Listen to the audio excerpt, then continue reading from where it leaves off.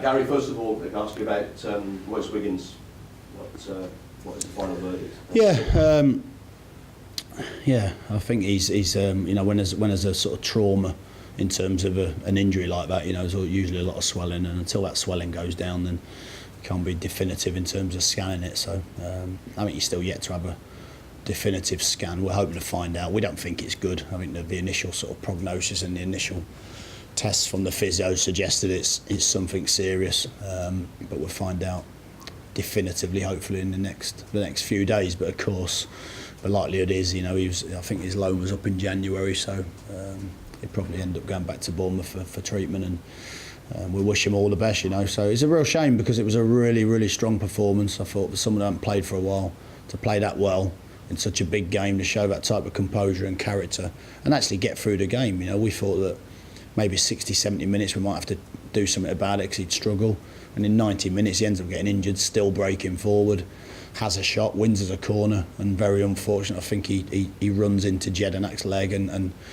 almost extends his own leg, and that's where obviously the damage occurred. So really disappointed for him. Great lad, great character, players really liked him, very popular, and looked like he could be a very, very good player for us. So obviously that's going to be a real doubt whether he's going to play much more part. And looking back at the game, is there anything you would take positive or negative things to work on from the derby, or is it a one-off and then you start again? No, I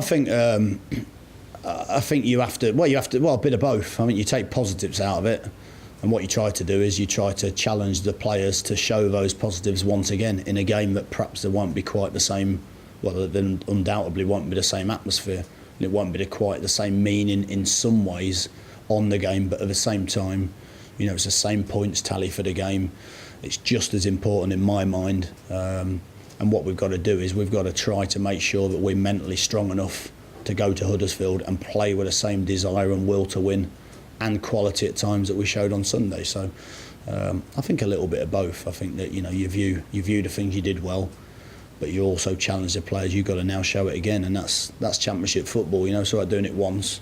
It's not the Olympics, is it, where you can turn up 4 years, win the gold, and then not compete again at that level for another 4. We're doing it every 5 days, or every 6 days, or every 7 days, or whatever it is. So we've got to go again, and such is the robustness of the Championship that you have to show that same commitment every game if you want to stay where we are in the table and at the top end challenging. At Huddersfield on Saturday, as you just alluded to, they hit a couple of bad results. I think last week, losing 5-0. Is it a good time to play them, or is it not a good time to play them? I don't think it makes any difference. I don't think I'll let you know after the game, but I think that you're going to get a team that's obviously going to be probably worked a lot harder this week to change their recent form.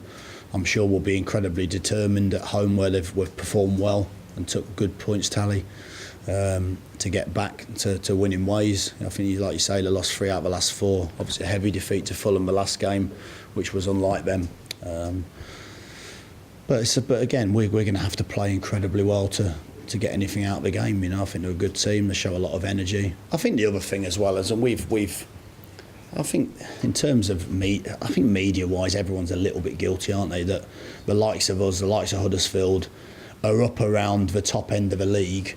You've done fantastic to get there, but yet a couple of bad results, and everyone focuses more on that as a massive negative. I think that's normal. I think in some ways it's expected. You don't want it to happen, but you have to expect in this division that there are teams like us and Huddersfield that will be in a good position, but will have a little blip, as will the top teams. You're talking about, I think someone like Tottenham haven't won for 7 games or something, and you look at a good team they are. So they're having a little blip. I'm sure it won't last too long. Hopefully we extend that blip on Saturday. What sort of game are you expecting tomorrow? Well, they play. They pass the ball. I think they make as many passes as any team in the division. They'll play from the back.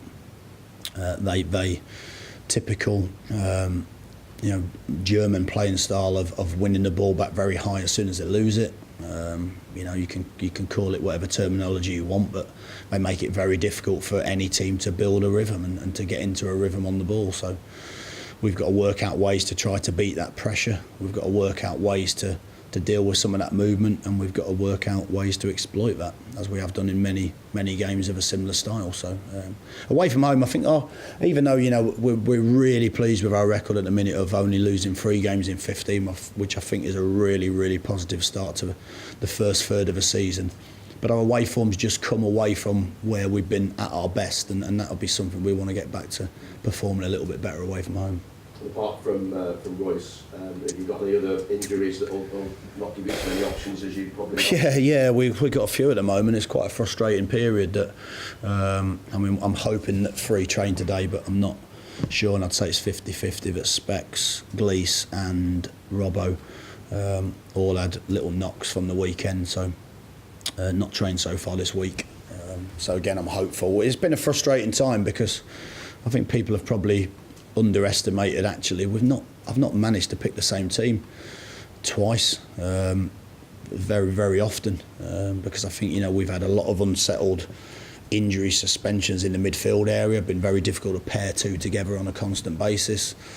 We've had Specs miss the game. We've had Thomas out injured. We had Shots out injured for a game. We had Clayton out injured. So we've had quite a lot of frustrating injuries that's made it difficult to get continuity. Yet I think we've ploughed through some of those problems and maintained our form really well. So it'd be nice if we can just settle that down a little bit. And there've been niggly ones and there've been a lot of impact ones. So we haven't had many pulls and strains. It's been more dead legs, an impact injury, something that's happened in training. So we'll certainly have a little look at it. I suppose the international break coming now, that sort of helps you.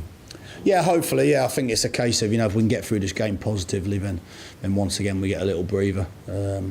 Seems to be an international break every other week at the minute. This seems to be incredible, but I think this time round we'll be quite grateful for it. But again, we want to do what we've done so often and get a good result going into that international break that gives us a couple of weeks of feeling good about what we've done so far.